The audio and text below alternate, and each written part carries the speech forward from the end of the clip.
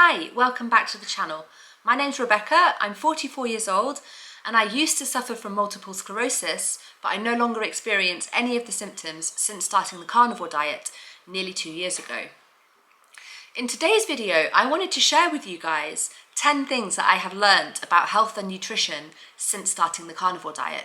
And these things have been absolutely revolutionary for me. I've really had my eyes open to the way that we have been misled about the things that we eat.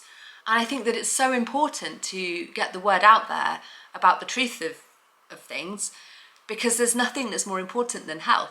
And I say that as somebody who used to be so ill that I really wasn't able to live my life. I was in a wheelchair, I could barely hold a conversation, and now I'm fully functioning again, and it's been largely because I changed my diet. So the first thing that I have learned, which has completely revolutionized my life, is the fact that fat is good. We are told that fat clogs our arteries and makes us fat, but it's not actually that simple. Natural fats, like those we get from animals and butter, lard, things like that, are not only safe, they're essential. Your brain and your hormones all rely on fat. So in the brain, it's the myelin sheathing that is literally made of cholesterol. And when you have MS, the immune system is actually attacking the myelin sheathing in the brain, which is what's wrapped around the nerve fibers in the brain.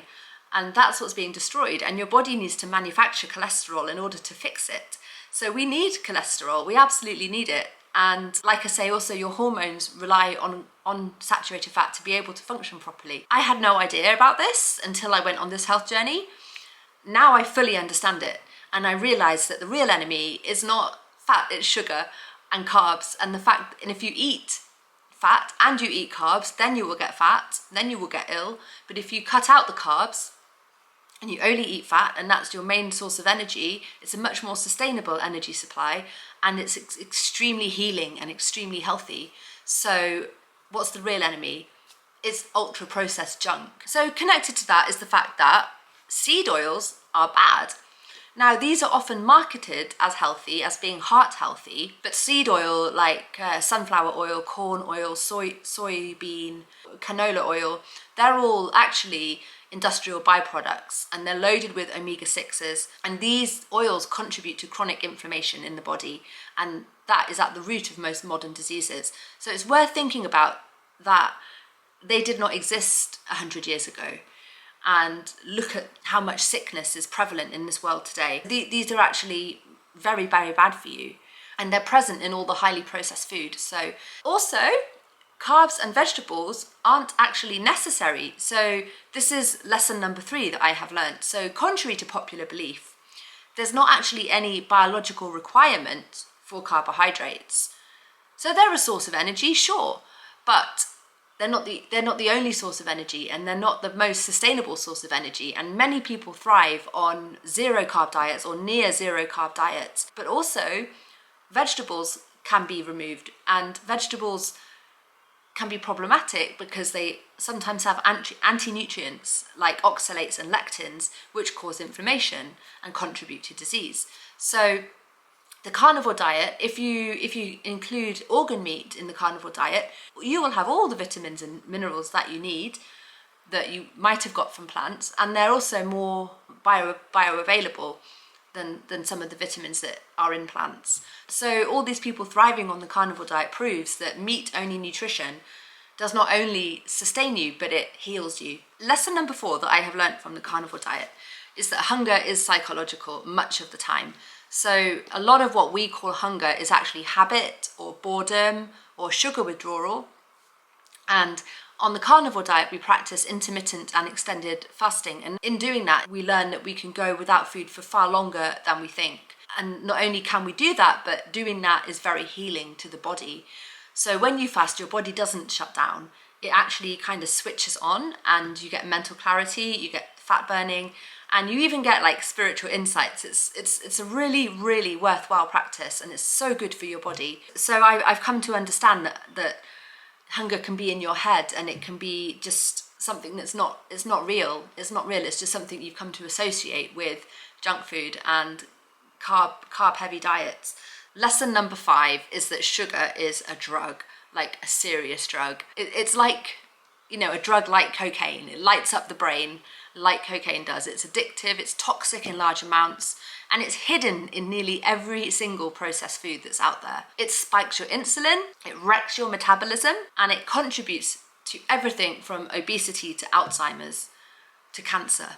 So once you cut it out, that's when you realize just how hooked you were. I went through like a 2-week withdrawal. I didn't even think of myself as somebody who particularly had a sweet tooth. And yet I had a period of a couple of weeks where I felt that something was missing when I started the carnivore diet, and in a way that as if I'd stopped smoking or cut out caffeine, and it was sugar I was withdrawing from.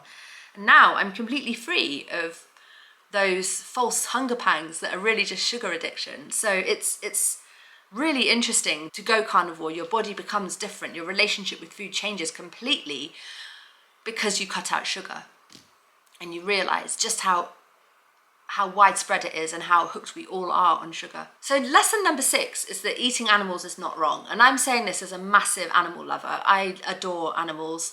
I could spend my whole day surrounded by animals and be so happy. And I want nothing but for them to be treated well and to live happy lives. But for millions of years, humans have been hunters. And I have come to learn and understand that eating meat isn't cruel. It's factory farming that is cruel. And I think most carnivores out there would agree with that. So factory farming is extremely destructive and it's not nice for the animals, but ethical and regenerative animal farming supports both our health and the planet. It's healthier for the planet, and it's just the natural way for animals to live and die and feed others. It's a natural cycle of life, and what matters is their quality of life when they're alive and being ethically slaughtered when it comes to it. So I don't see it as a moral failure to be a carnivore. If anything, my respect for animals has grown deeper since I became carnivore. So the other thing I've learned connected to this is that going vegan kills animals too. It's an uncomfortable truth maybe, but it's true. Industrial scale plant agriculture kills millions of animals, rodents and birds and insects. That's through things like harvesting and tilling and pesticide use. It's not the magic solution, it's not bloodless. And monocropping also destroys soil and ecosystems. So ethical meat eating might actually be the most sustainable and moral path. So lesson number 8 that I've learned is that the proper human diet heals most illnesses. This is just wild, but the evidence is out there and it's all over the internet. And I always point people to Dave Mack's channel to see his over 1,000 interviews, testimonies of people who have cured their chronic health conditions via the carnivore diet. I am one of them. Multiple sclerosis, gone from my life. From autoimmune conditions to obesity and mental health issues, many illnesses do improve or vanish when we eat the way that our ancestors used to. That is both the fact of eliminating processed foods and focusing on nutrient-dense animal products. If you do that, then the body begins to heal. So nutrition is medicine. Lesson number 9 is that our health is under attack and the food pyramid is upside down. So we're literally told to eat 6 to 11 servings of grains and to avoid red meat.